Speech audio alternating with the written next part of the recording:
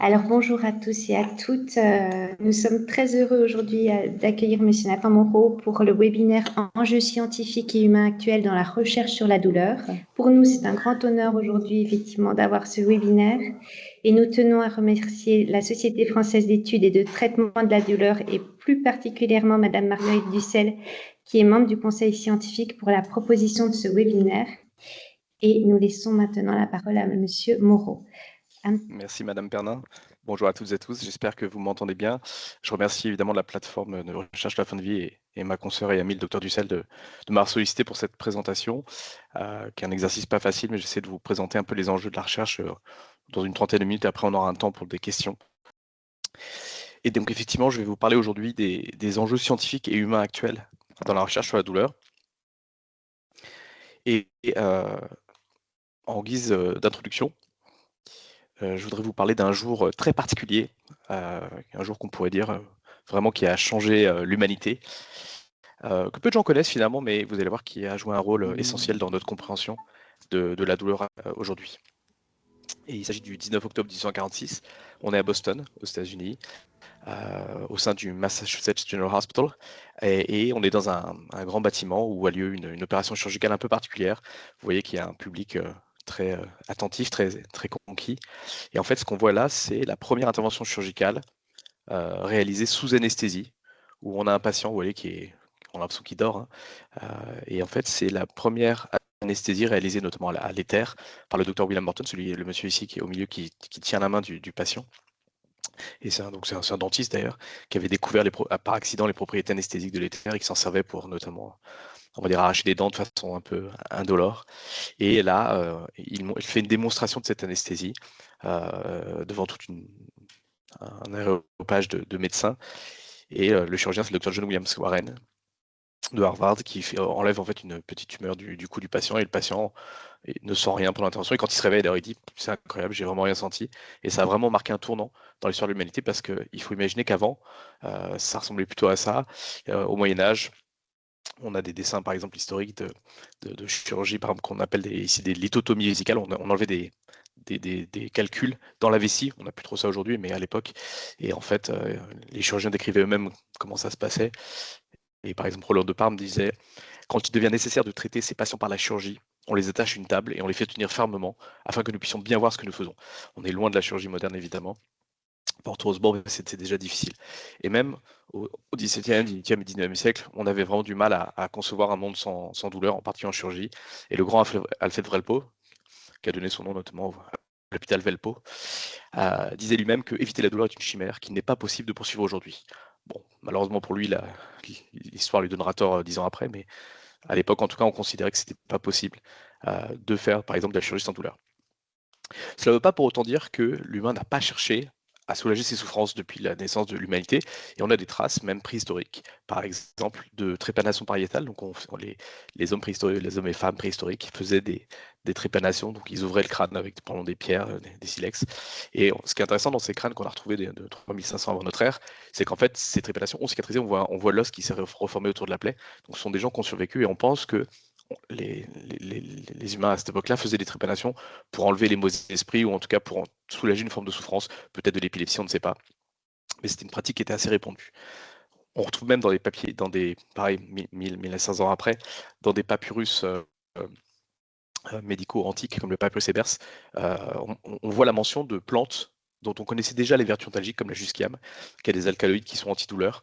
Et pareil, si on va plus loin dans la mythologie grecque, par exemple, dans cette belle peinture qui raconte l'épisode de la déesse Déméter qui tente d'apaiser sa souffrance à l'aide de sucre de pavot. Le pavot, c'est la plante qui fait l'opium, hein, parce qu'elle est triste à cause de l'enlèvement de sa fille Perséphone par Hadès, le dieu des enfers.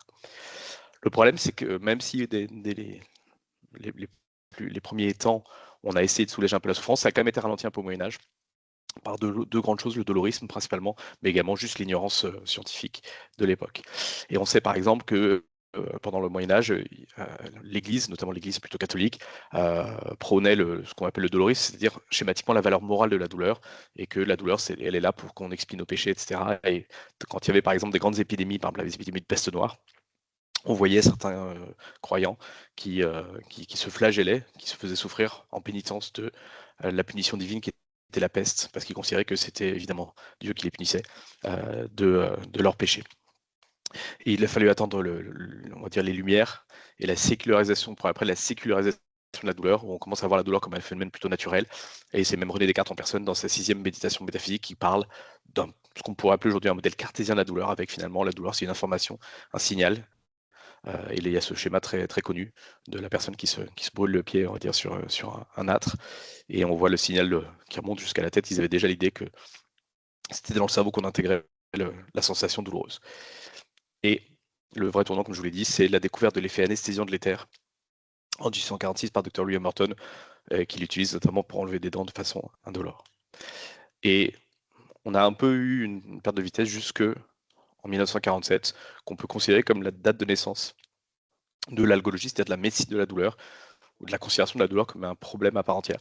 Et c'est John Bonica, médecin américain, qui s'est intéressé, qui était le premier à dire qu'il fallait s'intéresser à la douleur. Alors il était un peu biaisé, puisqu'il était catcheur, et a priori il était lui-même douloureux chronique. On peut comprendre aisément pourquoi. Mais ça a mené à la naissance de sociétés savantes, notamment en 1973, l'IASP, l'Association internationale pour l'étude de la douleur, et son chapitre national français en l'an 2000, qui est la Société française d'études et traitement de la douleur, que je remercie au passage d'ailleurs de m'inviter à faire ce webinaire. Et depuis les années 60, on commence à voir apparaître des neurosciences de la douleur, on commence à comprendre les mécanismes à l'échelle biologique, on va dire, et moléculaire de ce qui se passe dans le cerveau lorsqu'on a mal, et on peut faire aujourd'hui des choses assez incroyables. Et on a des techniques d'imagerie très innovantes, on peut cartographier, faire ce qu'on appelle une tractographie des voies de la douleur. Donc en fait, ce qu'on voit là, ce sont les différentes voies neuronales de la douleur dans différents contextes, et on peut utiliser ça chez les patients, enfin chez les personnes saines, et puis les patients qui ont différentes maladies douloureuses. Alors pourquoi faire de la recherche sur la douleur? Eh bien, tout bêtement, la première réponse, c'est que la douleur est un fléau de l'humanité depuis la nuit des temps, et c'est probablement un des plus grands thèmes de la littérature et des arts en général. Et je ne pouvais pas me priver du plaisir de vous rappeler Baudelaire, Les Fleurs du Mal, et son poème très, très célèbre, Recueillement.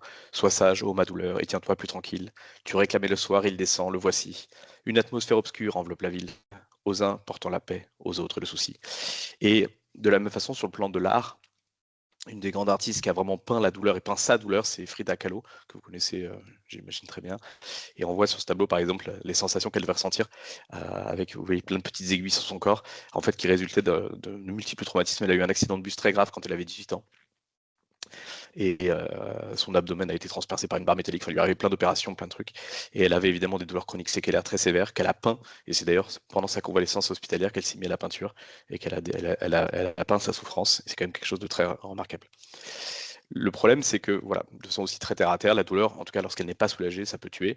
Et on sait à l'évidence que un patient douloureux chronique qui n'est pas bien pris en charge, qui n'a pas de soulagement suffisant, peut avoir évidemment des idéations suicidaires. Ça concerne un patient douloureux sur 4, enfin douloureux chronique sur 4, dans les 15 jours, et puis un patient douloureux chronique sur 10 a fait une fois dans sa vie une tentative de suicide. Et malheureusement, dans certains cas d'ailleurs, ils y arrivent, et on a des patients qui décèdent de leur propre main, entre guillemets, à cause de douleurs non soulagées. Et de ce fait, tout ceci amène à considérer le soulagement de la douleur comme un droit humain fondamental. Et c'est ce que défend l'IASP dans la Déclaration de Montréal, qui est un document qui a été produit pendant le premier sommet international sur la douleur en 2010, et qui déclare tout simplement que l'accès à la prise en charge de la douleur, c'est un droit humain fondamental. Et ça se retranscrit dans les différentes législations. Et en France, on a eu la loi Kouchner, par exemple, il y en avait d'autres avant, mais celle qui a fait date, c'est vraiment la loi Kouchner du 4 mars 2002, dite relative aux droits des patients, qui a été réactualisée en 2016, et qui dit en substance que toute personne a le droit de recevoir des soins et des traitements qui visent à soulager sa souffrance, et que cette souffrance doit en toutes circonstances être prévenue, prise en compte, évaluée et traitée. Et ça, finalement, c'est la loi. Et ça va même un peu plus loin en disant que le médecin met en place l'ensemble des traitements analgésiques et sédatifs pour répondre à une souffrance réfractaire du malade en phase avancée ou terminale, même s'ils peuvent avoir comme effet d'abréger la vie. Donc c'est pas donner la mort, mais c'est soulager la souffrance, ce qui est le maître mot, en tout cas dans l'esprit de cette loi. Le problème, c'est que si on est tout à fait honnête avec nous-mêmes et transparent, même si on est en 2026, on est toujours, la douleur est toujours insuffisamment prise en charge dans notre société en général. Et c'est le combat de la Société française d'études de traitement de la douleur, de parler une même langue, un même message et de lutter contre la douleur.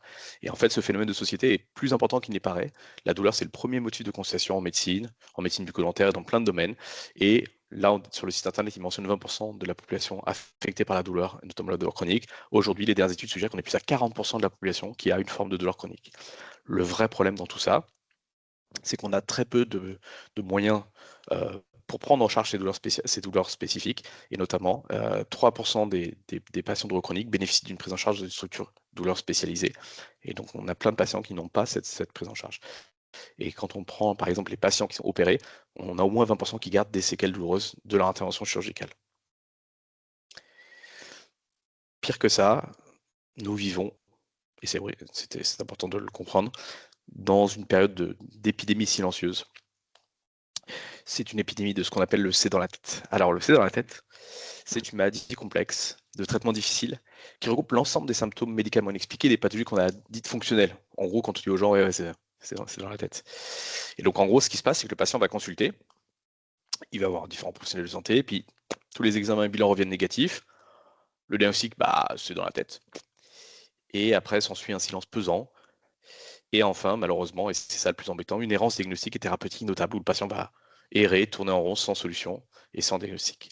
Et le problème de tout ça, c'est qu'en fait, on confond souvent un symptôme qui est médicalement inexpliqué, c'est-à-dire que la science n'est pas capable de comprendre pour le moment, d'un symptôme qui est inexplicable par le praticien consulté juste parce qu'il n'a pas la compétence spécifique pour adresser ce problème. Et donc, quand on ne sait pas, certains ont tendance à dire c'est dans votre tête, au lieu de dire je ne sais pas, ils disent non, c'est vous qui imaginez votre douleur. Et ça, c'est évidemment très grave. Et c'est sur ce sur quoi il faut lutter, enfin contre quoi il faut lutter, en particulier en termes de prise en charge de la douleur.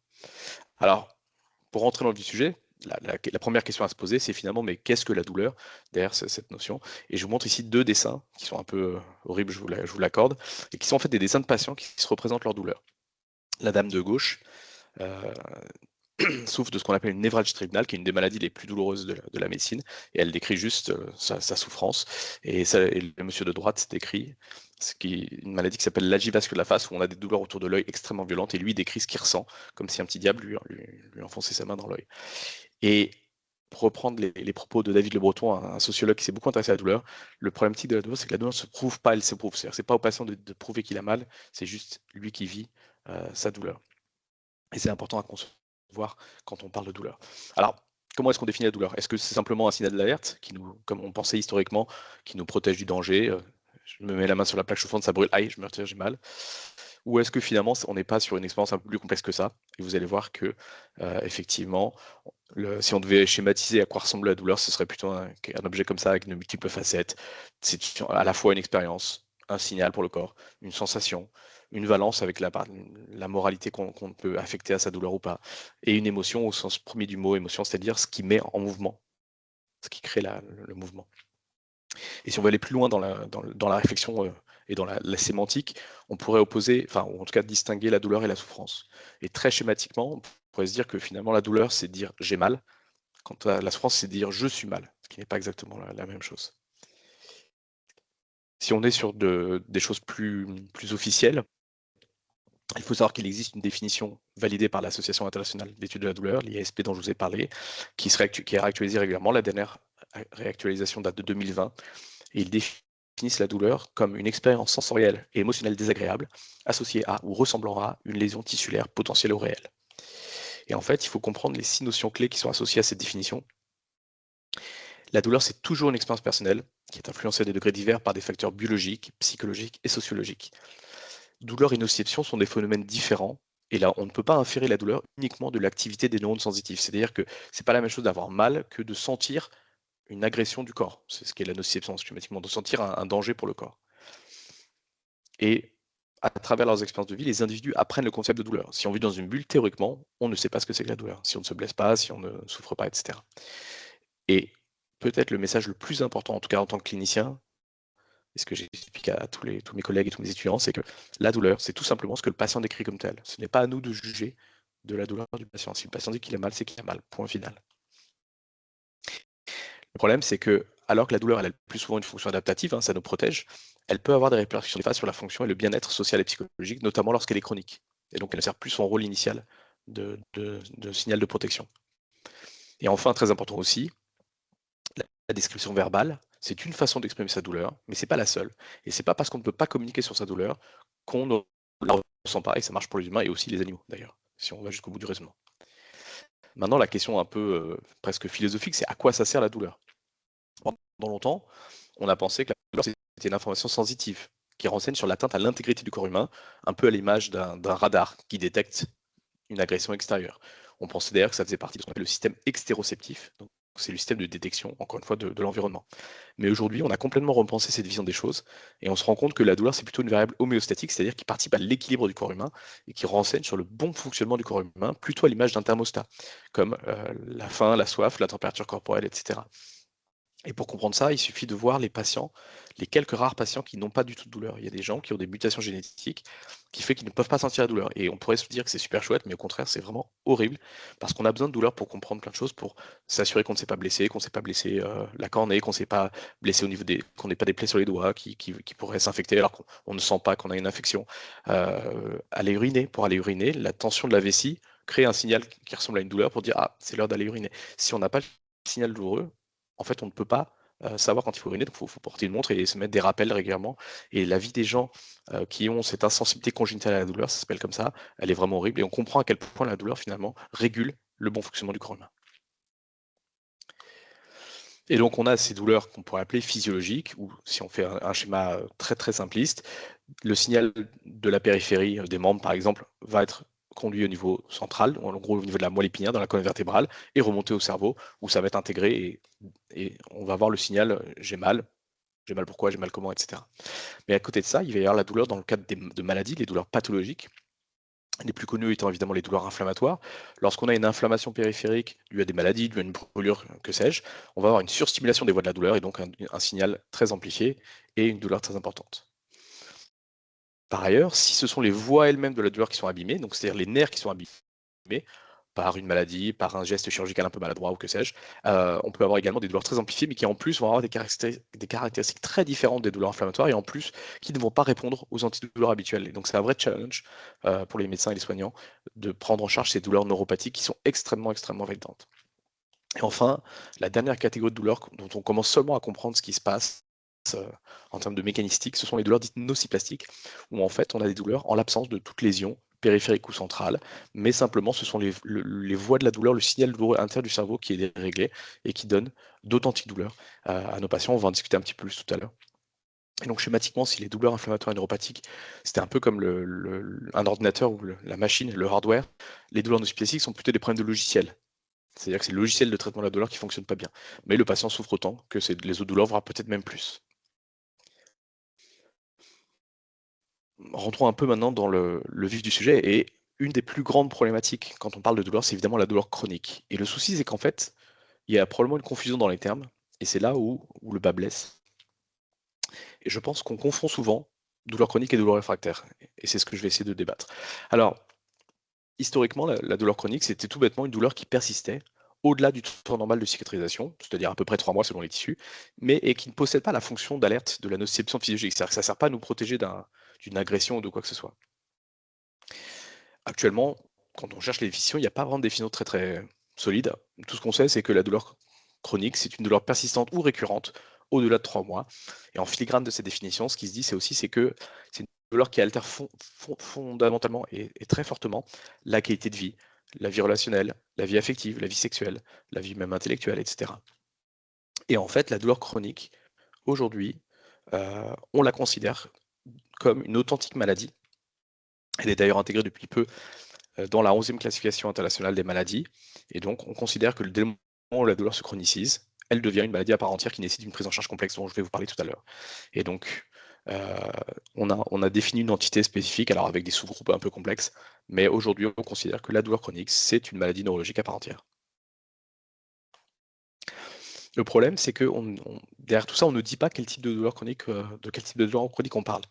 Et pour moi, je pense qu'il y en a deux types différents. Il y a les douleurs persistantes, c'est-à-dire un patient qui, quoi qu'on fasse, a une douleur qui est toujours là, mais peut-être parce que cette douleur est insuffisamment traitée. Peut-être qu'on n'a pas mis assez d'antidouleurs, peut-être qu'on n'a pas mis le bon antidouleur, peut-être qu'on n'a pas fait la bonne approche, peut-être que c'est pas un médicament qu'il faut, mais c'est une autre approche. Et donc la douleur peut être maltraitée. Donc peut-être qu'on a le mauvais diagnostic, et peut-être qu'on a le mauvais traitement. À l'opposé, peut-être qu'on a tout bien fait, mais que la douleur résiste au traitement, et donc là on est plutôt sur une douleur réfractaire. C'est qu'on a un traitement adapté, mais qui est inefficace. Et dans les deux situations, il faut qu'on s'améliore pour pouvoir mieux prendre en charge nos patients douloureux. Et c'est ça qui va dicter les objectifs de recherche sur la douleur. Premièrement, il faut améliorer le diagnostic des pathologies douloureuses. Plus on diagnostique toutes les pathologies, plus on peut espérer que la prise en charge sera facile. Mais il faut également améliorer la prise en charge de la douleur en tant que telle, indépendamment de la pathologie, qu'elle soit aiguë ou chronique. Et enfin, la douleur chronique étant une maladie à part entière, il faut vraiment améliorer cette prise en charge de la douleur chronique. Et vous allez voir que c'est ce qu'on va discuter tout à l'heure. Et donc tout ceci pose la question de comment penser la douleur, avec ce petit jeu de mots à deux balles, finalement comment la penser, et puis comment la penser avec un A, c'est-à-dire comment la soigner. Et les deux sont évidemment intimement liés.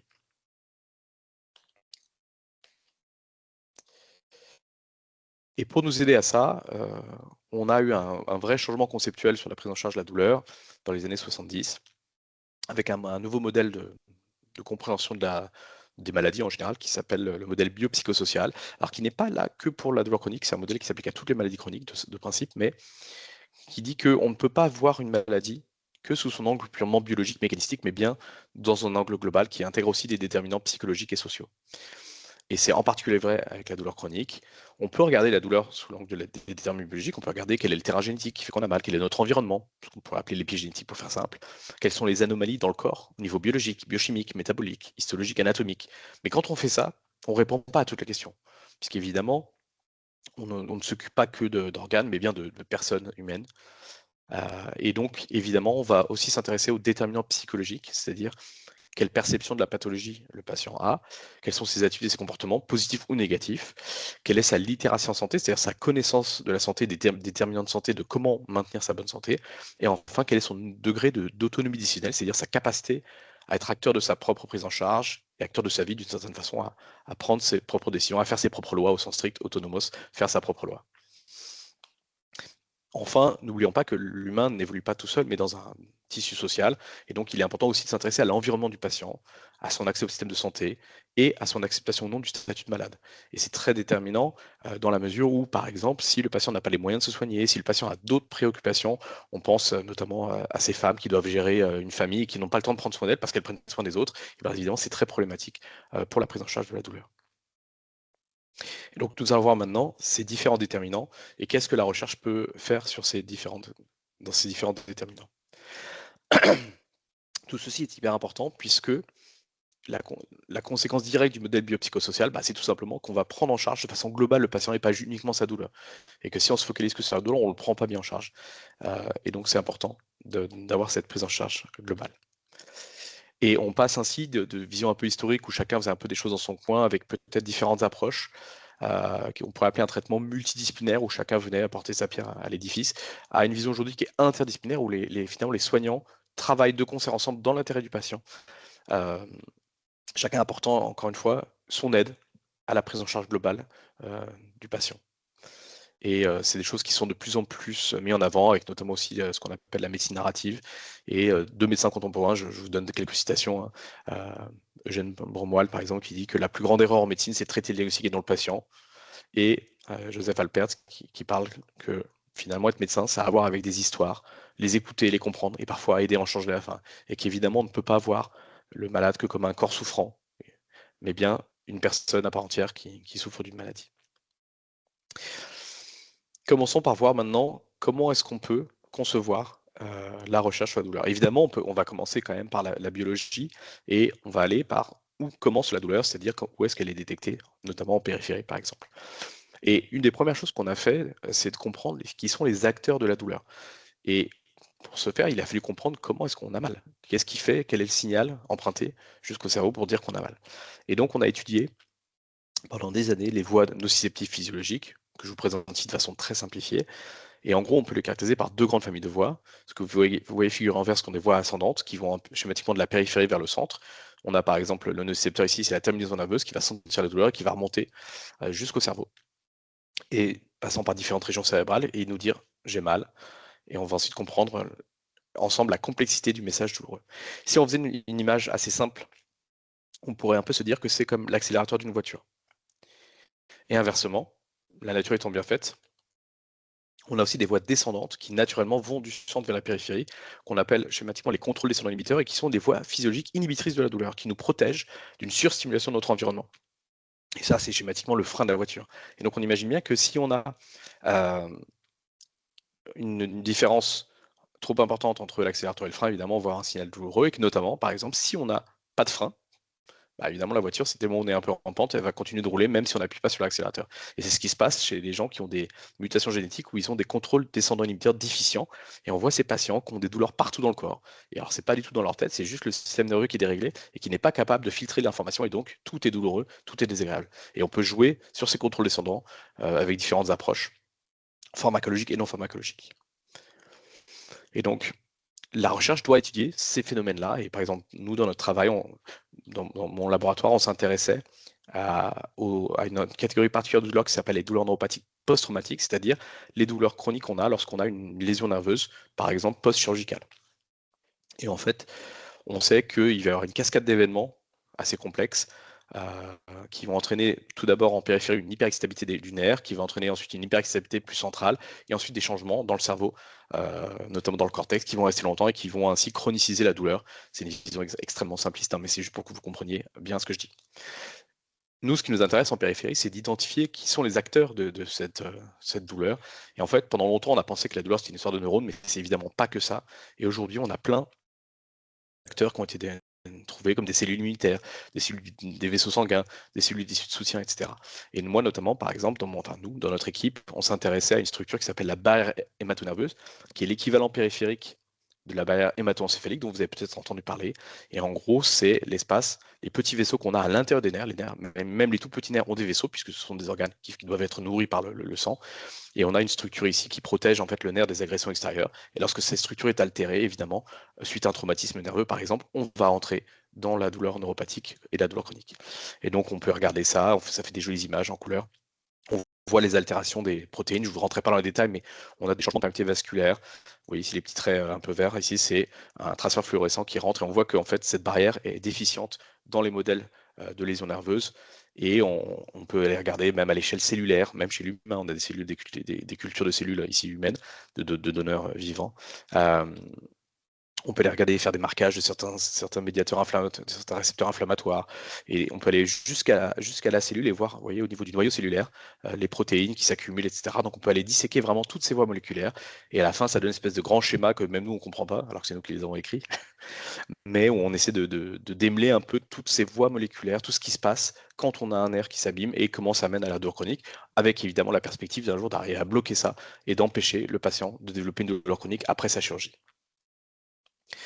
Au niveau central, on va aller regarder dans le cerveau ce qui se passe et pendant longtemps, on a cherché par exemple là où les régions cérébrales de la douleur. On pensait à un moment qu'on trouverait une région unique du cerveau comme l'aire de l'audition, l'aire de la vue, etc., ou la région de la mémoire. Là, on cherchait la région de la douleur. Alors, en fait, malheureusement, la douleur est un phénomène tellement complexe qu'elle implique en fait un tas de régions interconnectées dans ce qu'on appelle la matrice douloureuse, la pain matrix. Et donc, en fait, chaque région apporte un petit truc à la douleur. Certaines régions vont plus être impliquées dans le côté sensori-discriminatif de la douleur, c'est-à-dire de détecter quel type de douleur le patient ressent, quelle intensité, quel mécanisme. Je me suis brûlé, je me suis coupé, je me suis fait écraser le doigt, etc. Le côté affectif, qu'est-ce que j'en pense émotionnellement, en termes de mémoire, en termes de valence même morale, etc. Et enfin, quelle réaction le corps fait, le retrait de la main si on a une stimulation douloureuse, etc. Et ce qui est très intéressant, c'est qu'on peut aujourd'hui enregistrer l'activité corticale, donc l'activité du cortex, les parties supérieures du cerveau, et voir un peu comment les différentes régions communiquent entre elles dans les phénomènes douloureux, avec ici, vous voyez, des travaux de l'équipe du professeur Garcia Larrea, qui travaille à Lyon, et qui a beaucoup travaillé là-dessus, et en fait, une des régions centrales de la matrice de la douleur, c'est l'insula postérieure, qui est une petite région un peu au centre du cerveau, et qui communique avec plein d'autres régions, et on peut étudier qui communique avec qui, de façon physiologique, et de façon aussi pathologique. Et quand on s'intéresse à la biologie, c'est évidemment dans l'idée soit de trouver un antalgique universel, soit de mieux prendre en charge nos patients. Et donc on va trouver des pistes, je vais aller assez vite, mais où en tout cas chez l'animal, on va par exemple ici avoir la protéine FLT3 ou la protéine TAFA4, qui sont des pistes innovantes pour trouver des antalgiques qui pourraient soulager quasiment toutes les douleurs. Alors évidemment, c'est très utopique, mais si on arrivait à trouver les meilleurs antalgiques, évidemment, on aurait une meilleure prise en charge de la douleur. Inversement, on peut aussi se dire qu'on a déjà plein d'antalgiques, ce qui est vrai, mais que peut-être qu'on ne donne pas les bons antalgiques, pour parler médicaments, aux bons patients. Et donc, en phénotypant les patients, c'est-à-dire en caractérisant mieux leur douleur, avec des différents tests, on va pouvoir mieux les prendre en charge selon une approche qu'on appelle aujourd'hui de médecine personnalisée. On peut aller étudier les seuils de douleur, voir s'ils ont trop de douleur, pas assez, ils sentent trop la stimulation tactile, trop la stimulation thermique ou pas assez, etc. On peut même aller se faire du séquençage génétique du génome du patient et voir s'il a des polymorphismes des allèles, c'est-à-dire des gènes qui sont différents de la normale au sens statistique et qui peuvent prédisposer à répondre à un traitement ou pas à un autre traitement. Mais ça, c'est encore une fois très limité comme vision des choses, dans la mesure où on ne s'intéresse encore une fois qu'à la biologie, et c'est pas suffisant si on ne voit pas les choses dans un angle un peu plus grand. Et la douleur, c'est finalement très paradoxal parce que c'est une expérience collective universelle, on a tous eu mal, et pourtant chacun est unique, et donc c'est une expérience qu'on appelle idiosyncratique, chacun la vit à sa façon. Et on peut comprendre ça que quand on s'interroge sur les déterminants notamment psychologiques de la douleur, ce qu'on appelle les facteurs psychosociaux. Et pareil, c'est un sujet très long, il faudrait faire des heures de présentation là-dessus, mais on sait par exemple que, pour faire très simple, on a d'un côté des facteurs de vulnérabilité. On sait que si on a du traumatisme psychologique, voire même des vrais psychotraumas, de la peur ou même du catastrophisme, c'est-à-dire une vision un peu négative qui va avoir tendance à amplifier ce que le patient ressent de négatif, et bien évidemment, ça va amplifier la douleur chronique et le vécu pathologique de sa douleur. Inversement, quand on est bien entouré, quand on a des stratégies de coping actives, c'est-à-dire qu'on est capable de faire face à sa douleur, qu'on est capable d'accepter parfois sa douleur aussi, et qu'on est capable de faire d'avoir une forme de résilience, et bien évidemment, on a beaucoup moins mal, ça se mesure très très bien.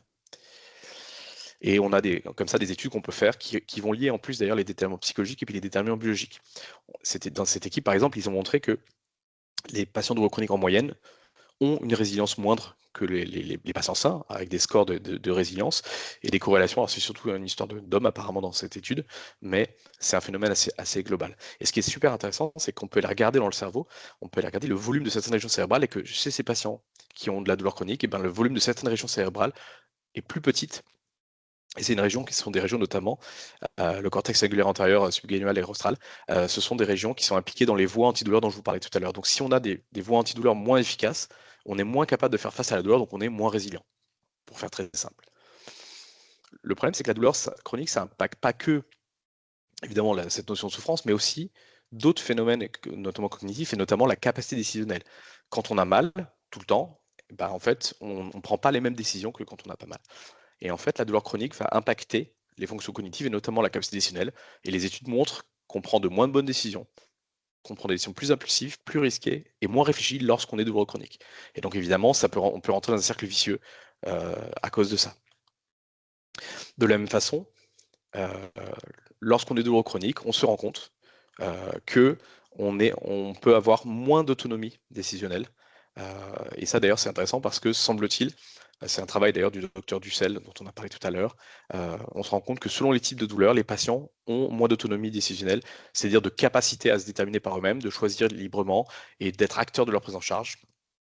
C'est mesuré grâce à des questionnaires un peu spécifiques.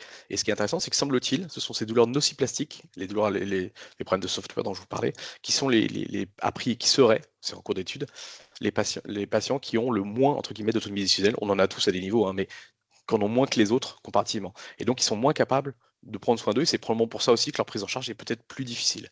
En effet, on a besoin d'évaluer la capacité décisionnelle de nos patients et l'autonomie décisionnelle de nos patients. Pourquoi? Parce qu'on a besoin d'autonomie en tant que patient pour adhérer au traitement de notre douleur et être acteur de notre prise en charge.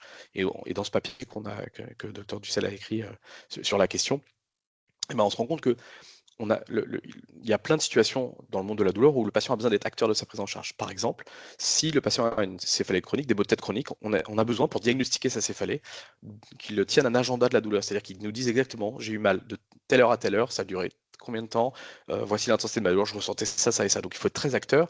Pareil, il faut être acteur pour adapter son environnement personnel, adapter sa vie personnelle à sa douleur, trouver des stratégies d'adaptation, gérer ses symptômes, gérer son activité physique, faire de la rééducation régulière, etc. Donc si le patient n'a pas cette capacité d'autonomie, évidemment c'est problématique. Pourquoi est-ce qu'il n'aurait pas de capacité d'autonomie? Une des explications très simples, c'est qu'il faut de l'énergie pour survivre à la douleur et pour faire face, et juste arriver à vivre. Et cette énergie, on ne peut pas la mettre ailleurs, et donc on ne peut pas la mettre. Et on peut avoir une espèce de fatigue motivationnelle parce que on utilise trop d'énergie juste pour supporter sa douleur, et donc on n'en a pas assez pour prendre soin de soi. Et donc c'est évidemment très complexe en termes de prise en charge. Affaire à suivre. Et enfin, on peut s'intéresser aux déterminants sociologiques de la douleur, d'aller encore plus large et d'évaluer l'expérience douloureuse, mais sous le regard de la société. Et c'est notamment l'importance qu'on doit accorder à la médecine participative et notamment aux paroles des patients. David Le Breton, un grand anthropologue qui a travaillé là-dessus pendant longtemps, disait dans ses textes d'ailleurs, il donnait la parole aux patients comme cette Élise, 19 ans, qui raconte ses violentes céphalées, donc c'est peut-être après un accident, et qui dit: pour moi, quand la douleur qui me vrille le crâne s'arrête 1 heure ou 2 dans la journée, c'est comme si j'étais au paradis. Mais je ne sais jamais quand elle va revenir. Je ne peux jamais m'abandonner. Si vous n'avez aucune douleur, si vous n'avez aucune maladie vous menace, vous êtes au paradis. Avant, je ne le savais pas. Il y a tant de choses que je ne savais pas et maintenant, il est trop tard. La maladie vous donne beaucoup, mais elle vous prend tout. Et donc, on voit la détresse de ces patients et leur vie, leur vécu, à la fois seul, mais aussi collectivement. Et vous allez voir que finalement, l'expérience sociologique et comment la société interagit avec le patient douloureux joue énormément sur cette problématique. Par exemple, il y a une étude très intéressante d'un collègue et ami, Camille Fauchon, qui est aussi de l'équipe de Luis Garcia Larrea et ses collaborateurs, avait montré par exemple que dans une étude où il faisait des modèles de douleur expérimentale, en fait l'attitude du soignant, qu'il soit empathique neutre ou non empathique, va influer directement sur le niveau de douleur du patient. En gros, on peut calibrer des douleurs types et lorsque le praticien a un discours neutre, ça va être la condition contrôle. Et puis, lorsque le praticien va adopter un discours empathique, le patient va avoir moins mal. Et inversement, quand le praticien va être désagréable, le patient va avoir plus mal. Et ça, on peut même le regarder au niveau de l'imagerie fonctionnelle. Et on voit que ce n'est pas les mêmes régions cérébrales qui sont activées selon l'attitude du soignant. Et donc, notre attitude en tant que clinicien va jouer énormément sur la douleur de notre patient. Et c'est important, donc, du coup, de ne pas être maltraitant, puisque ça littéralement aggrave la douleur du patient. Et enfin, pour finir, ce qui est aussi très important, c'est de ne pas nier la douleur. Et c'est une problématique qu'on a appelée la problématique de la douleur invisible. Et c'est notamment une campagne qui est portée actuellement par l'Institut d'Analgisa, qui est un institut de recherche sur la douleur à Clermont-Ferrand. Et le souci, c'est que les patients rapportent vraiment que ils ont mal, mais personne ne s'en rend compte ou personne n'accepte leur douleur. Et donc, ils ont fait cette campagne digitale. Vous pouvez aller sur le site internet, vous verrez, c'est assez intéressant. Et en gros, ce sont des affiches avec un petit tiret ici. Et en gros, quand vous balayez l'image, on voit au départ quelqu'un qui sourit, puis on voit que derrière le sourire, en fait, se cache une douleur chronique qui n'est pas montrée à la société. Et donc, cette patiente, par exemple, ici, Mireille, qui souffre de cancer, de douleur séquelaire de son cancer du sein, qui lui brûle la poitrine. Mais évidemment, elle n'en parle pas autour d'elle à chaque fois qu'elle est en société. Et ceci sera le mot de la fin, et c'est peut-être le plus important aussi pour nourrir nos réflexions. C'est un patient anonyme qui a dit ça un jour, mais c'est quelque chose qui est vécu par beaucoup de gens, notamment douleur chronique, c'est que vivre avec une douleur chronique, c'est dur, mais supporter ceux qui ne s'y intéressent pas ou qui ne comprennent pas, c'est plus dur encore. Voilà, je vous remercie de votre attention et je reste à votre disposition pour vos éventuelles questions. Voilà, alors moi je vais commencer peut-être. Est-ce que vous pouvez nous donner un peu plus de précision sur la douleur et fin de vie? Voilà, si vous voulez nous dire quelques mots. Oula, c'est une question très très vaste. Alors, je ne suis pas du tout expert de cette partie-là de la question. Je pense que, et vraiment je ne veux pas dire de bêtises, mais je pense qu'effectivement, la question qui peut être posée dans le cadre de la fin de vie, c'est de savoir finalement quelles sont les demandes de fin de vie liées à la douleur non soulagée. Alors, vraiment, j'ai pas tous les chiffres en tête, mais j'avais cru comprendre que c'était quand même pas si fréquent, heureusement. Quoi qu'il en soit, pour faire un discours assez clair, c'est que je pense que on se doit de mettre en œuvre, notre société, les moyens pour soulager la douleur. Et c'est tout le débat que je portais sur la notion de douleur chronique ou de douleur réfractaire. Je pense qu'il y a des douleurs qu'on n'arrive pas à soulager parce que, en termes de mécanisme, il y a quelque chose qui bloque et on a tout bien fait. Mais dans mon expérience, je pense aussi qu'il y a plein de fois où nous, en tant que soignants, médecins, etc., on ne fait pas assez, pas par notre faute, mais juste parce que, effectivement, c'est un diagnostic rare. C'est peut-être un patient qui, pour des raisons qu'on ignore encore, répond à un médicament auquel on n'a pas pensé ou qui a besoin d'une réhabilitation beaucoup plus complexe. Bon, je parlais de médicaments, mais évidemment, il y a beaucoup d'autres choses dans la douleur chronique que les médicaments. Il ne faut pas me faire dire ce que je n'ai pas dit. Et par exemple, dans les réhabilitations, on a beaucoup de douleurs, par exemple, musculaires, faciales. Et donc, les patients ont besoin de faire de la kinésithérapie, des sortes d'exercices, mais c'est pas toujours facile, surtout quand on a mal. Et donc, parfois, il faut s'y prendre à plusieurs fois, il faut trouver le bon rythme, le bon praticien, etc. Et donc, on a des patients, ils mettent des années avant d'aller mieux, mais on sait qu'ils peuvent aller mieux. Donc après, la question, c'est quand est-ce qu'on baisse les bras et qu'on se dit on ne peut plus rien faire. Et c'est ça tout l'enjeu, je pense, c'est de dire euh, jusqu'où on peut aller dans la prise en charge de nos patients, sans rentrer non plus dans de l'acharnement, évidemment, mais dans l'accompagnement positif et dans la prise en charge de la douleur qu'on est capable de prendre en charge. Je ne sais pas si ça répond, j'espère que ça répond à la question. Voilà. Alors, on Alors, continue. Alors, voilà, vous avez accès aussi, Monsieur Moreau, alors, à la donc, conversation. Donc, il y a une question d'Audrey. Comment fait un médecin pour valider le fait qu'une personne soit atteinte de fibromyalgie? Alors, il y a des critères diagnostiques qui sont validés. Donc, en fait, on a des façons de voir que c'est bien de la fibromyalgie et on a notamment des questionnaires aussi de dépistage, ce qu'on appelle notamment le FIRST. C'est 6 questions à poser, je ne les ai plus en tête, mais c'est des questions sur des douleurs vraiment typiquement généralisées et on a déjà une forte orientation. Et après, évidemment, c'est une concertation pluriprofessionnelle où on se dit, bon, en fait, on pose un diagnostic collégial en disant, c'est probablement de la fibromyalgie. Alors, euh, deuxième question, William Madet. Quelle place pour la douleur au XXIe siècle? Comment reconnaître les douleurs bonnes? Apprentissage des limites, prévention des chutes des autres. Est-ce que l'algophobie sociétale crée des limitations? Effectivement, c'est tout l'enjeu de la notion finalement de résilience. La douleur en tant que signal est évidemment essentielle. C'est lorsqu'elle ne sert plus sa fonction de signal qu'elle devient un fléau à combattre. On a besoin de douleur, on a besoin justement pour survivre, de sentir le danger, mais c'est presque plus de la nociception que de la douleur. Le fait de souffrir, entre guillemets, pour rien, c'est ça le fléau à combattre. Et c'est des choses qu'on peut combattre. Ce qui est sûr, c'est que le sens qu'on donne à sa douleur joue beaucoup sur sa perception. Et les gens qui naturellement sont, enfin, je vais dire forts avec des grands guillemets, hein, ou résilients, ou qui ont l'habitude de faire face, généralement semblent s'en sortir mieux que ceux qui sont plus fatalistes et qui disent, ah, c'est pourquoi ça m'arrive à moi, avec ce fameux catastrophisme. Et le catastrophisme, on peut le mesurer, hein, psychologiquement, il y a des questionnaires, etc. Et donc, on peut aussi changer l'attitude du patient, alors avec un accompagnement psychologique, par exemple, et ça se travaille, c'est long à faire, mais on peut améliorer notre perception de la douleur. Et donc, on n'enlève pas forcément l'intensité, mais comment on vit sa douleur. Et la douleur, c'est extrêmement contextuel. C'est toujours l'histoire je crois que c'était Ambroise Paré qui disait que on ressent plus la lame du barbier que l'épée du soldat. C'est-à-dire que dans un contexte violent, la douleur est moins importante que dans un contexte où on n'est pas censé souffrir, comme par exemple quand on va chez le barbier ou quand malheureusement on va chez le dentiste aussi. Alors, la douleur ne peut pas l'être un langage, un appel à l'altérité. C'est probablement en lien effectivement avec cette notion de douleur invisible. C'est très difficile d'évaluer la douleur. Alors, en fait, on sait le faire, hein. Il y a des très belles études qui montrent qu'on sait reconnaître des visages douloureux, on sait reconnaître un visage de souffrance. Et c'est même intéressant parce que les gens qui ont de l'insensibilité congénitale à la douleur, ceux qui n'ont jamais connu l'expérience douloureuse, sont quand même capables de reconnaître un visage douloureux. Comme quoi, il y a quelque chose qui est un peu quand même engrammé en nous depuis toujours, de reconnaître la souffrance de l'autre, probablement pour tisser aussi le lien social. Et donc, effectivement, peut-être dans ce sens-là, la douleur est un langage. Le problème, c'est que c'est un langage qu'on ne parle pas tous pareil.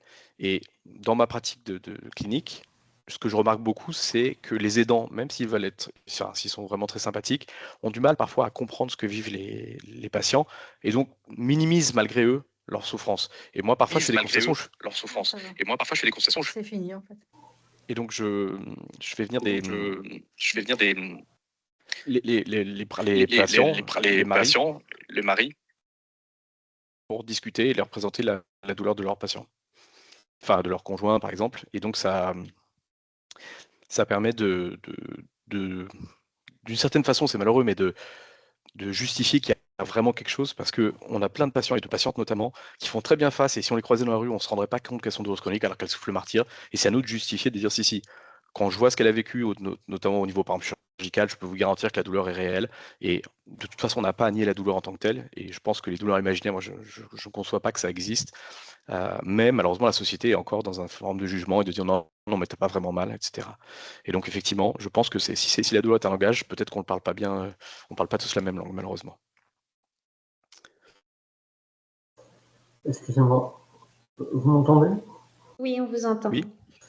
J'aurais voulu avoir des éclaircissements sur les raisons pour lesquelles la douleur est si mal conçue et prise en charge par l'ensemble du corps médical. Alors, la réponse est... J'ai une bonne réponse, mais qui est un peu polémique, mais je vais la défendre quand même. En fait, c'est intéressant de comprendre d'où vient notre société. Alors, je vais parler plutôt de la France et de l'Occident, mais côté latin, et pas des pays anglo-saxons. En fait, j'en ai parlé très brièvement dans l'historique de la prise en charge de la douleur.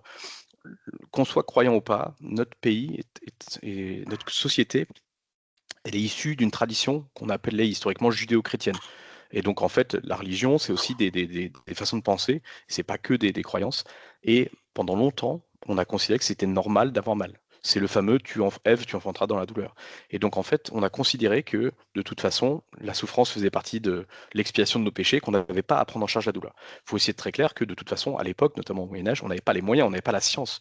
Il faut imaginer que par exemple, la connaissance du corps humain est très récente, parce qu'il y avait des interdits culturels et aussi religieux sur, par exemple, les dissections du corps. On ne savait pas comment fonctionnaient les corps, on pouvait faire que des inférences très éloignées, et on n'avait pas de toute façon les moyens de bien faire. Et il a fallu attendre d'avoir les ressources, ne serait-ce que scientifiques et intellectuelles pour le faire, et ça date que des années 60. Et donc finalement, on avance beaucoup, mais on avance sur une toute petite période. Et c'est pour ça que c'est insuffisant. Malgré tout, aujourd'hui, ce qu'on peut faire, c'est effectivement, en tant que soignant, c'est au moins humainement, d'écouter nos patients, de croire nos patients et de faire notre maximum pour prendre en charge leur douleur. Et ça, c'est clairement pas fait encore. Et ça, c'est un problème de personne, peut-être d'éducation. Alors ça, c'est vraiment des choix individuels.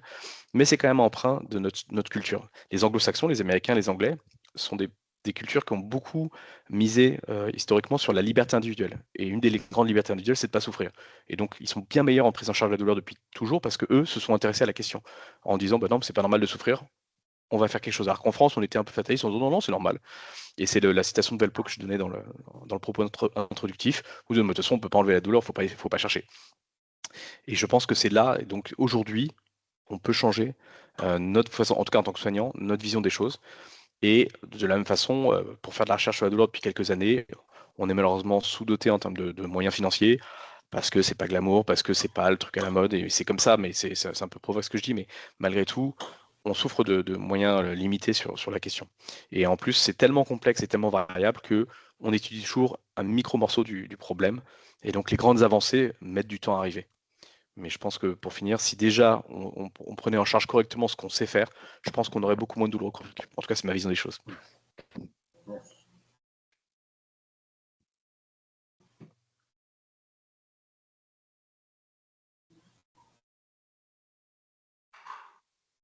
Alors, est-ce qu'il y a d'autres réactions? Est-ce qu'on pourrait être plus audacieux pour les traitements des douleurs en fin de vie? Alors ça, moi je ne suis pas du tout palliatologue ou de près de loin, donc je ne voudrais pas parler de ce que je ne connais pas. Et j'aime à croire que ce qui est fait est déjà bien fait, mais il y a encore sûrement mieux à faire. Moi, je vais faire une réponse de Normand, je suis désolé, mais comme c'est vraiment pas mon domaine, je ne veux pas m'engager sur quelque chose que je ne maîtrise pas. Mais ce qui est sûr, c'est que je pense qu'en tant que tel, on peut toujours mieux faire. Je vous parlais de médecine personnalisée, de médecine prédictive. Aujourd'hui, on peut mieux cibler les choses. Pendant longtemps, on avait des médicaments qui étaient très lourds et qui finalement pouvaient aider, mais avec beaucoup d'effets secondaires, indésirables. Donc le prix à payer était très lourd. C'est un peu comme les traitements des cancers. Pendant longtemps, on faisait des chimiothérapies, c'était des vrais bazookas, hein. Ça détruisait tout, le cancer, mais aussi les tissus sains, et c'était très dur pour les patients. Maintenant, la médecine s'améliore et on fait ce qu'on appelle des thérapies moléculaires ciblées, c'est-à-dire qu'on arrive à cibler là où est le cancer et là où le tissu déconne. Et donc, on a des molécules qui sont moins désagréables. Et en douleur, on a aussi un peu ça, c'est-à-dire que on a je vais prendre ce que je connais, hein, la névralgie trigeminale, qui est une des pires maladies en termes de niveau de douleur, c'est insupportable. Ça fait des violentes décharges électriques dans le visage. Et on a un médicament qui est miracle, qui s'appelle la carbamazépine. Mais le problème, c'est que c'est très dur à supporter pour les patients. C'est un médicament qui ralentit tous les nerfs, donc le patient a l'impression d'être un légume, c'est super dur. Mais par contre, il a plus mal. Donc le patient adore parce que ça soulage vraiment la souffrance. Ben là, on est en train de chercher des médicaments qui auraient le même effet antidouleur, mais sans l'effet zombie, sans les effets secondaires. Et donc c'est peut-être ça l'avenir aussi, c'est de mieux faire ce qu'on sait déjà faire. Et ça, c'est la recherche qui va nous améliorer notre prise en charge. On commence à mieux comprendre qui fait des effets secondaires, qui n'en fait pas, pourquoi. Il y a beaucoup de génétique là-dedans, hein. On sait que selon notre capital génétique et selon notre équipement enzymatique, hein, les enzymes qu'on a dans le corps, déterminées de façon génétique, on métabolise par exemple pas de la même façon les médicaments. Donc peut-être on arrivera mieux à cibler nos traitements demain à l'avenir.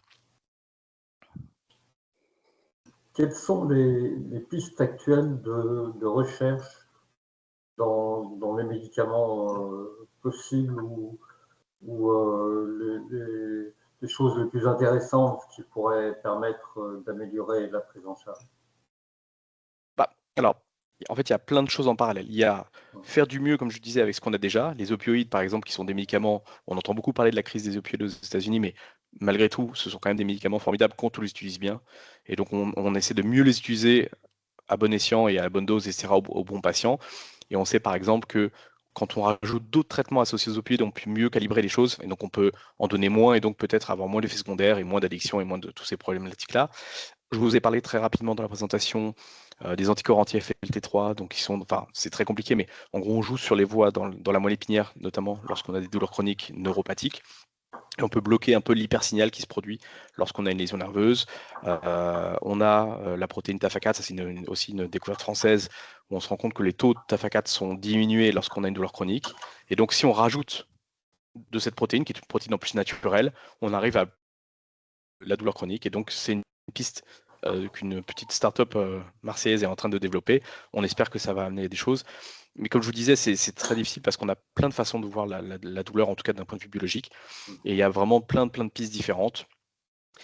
Mais la piste n'est pas forcément d'ailleurs des médicaments. Hein. Enfin, la douleur, ça se prend en charge sur plein d'autres aspects.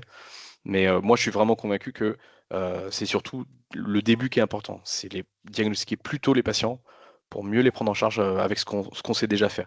Et une des choses, par exemple, sur laquelle moi je travaille, c'est l'utilisation de molécules qui existent déjà, mais qu'on réadapte pour d'autres choses.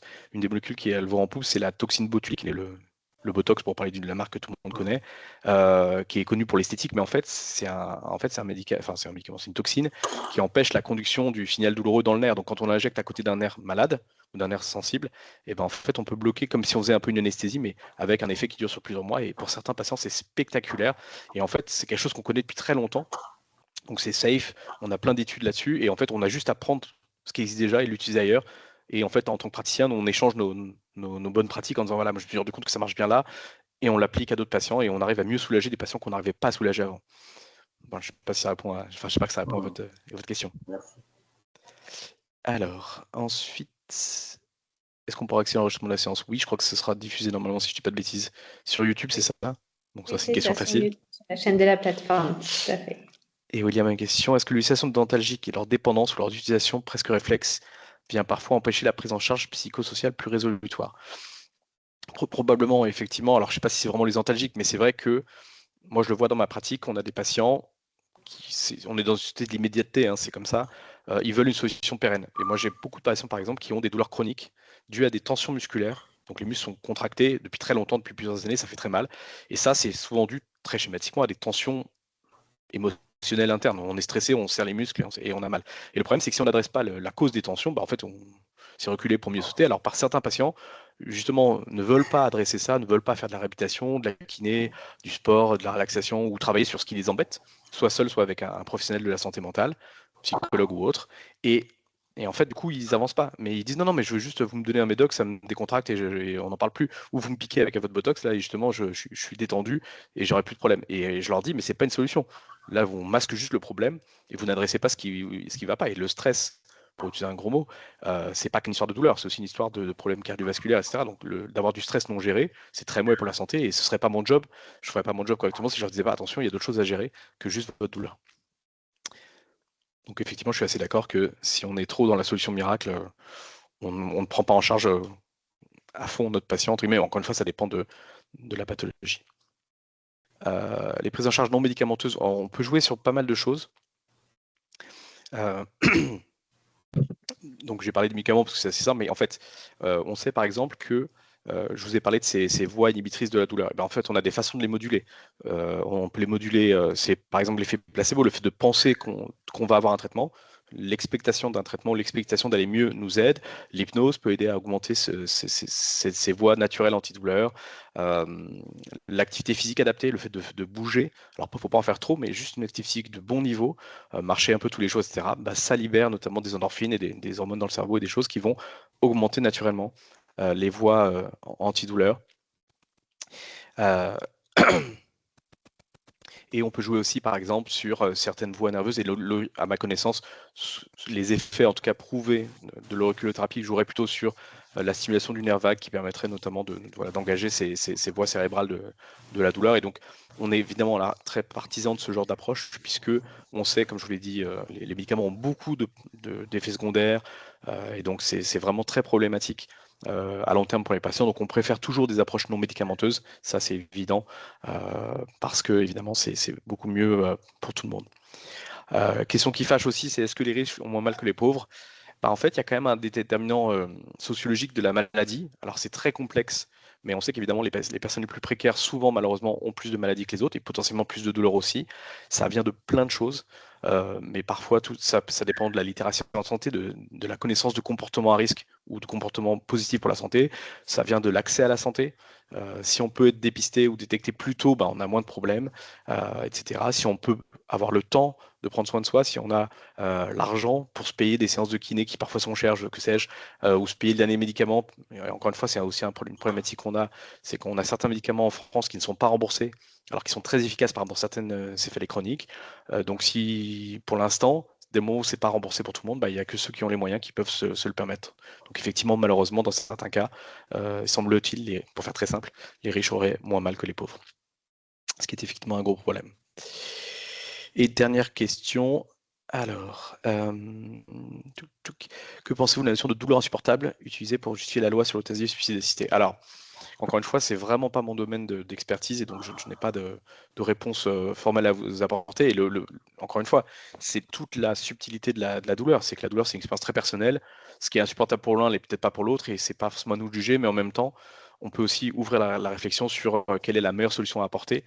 Et juste une chose, un parallèle qui pourra peut-être nourrir la réflexion de notre public, c'est, ça j'en ai parlé rapidement, c'est comment on réfléchit quand on a mal.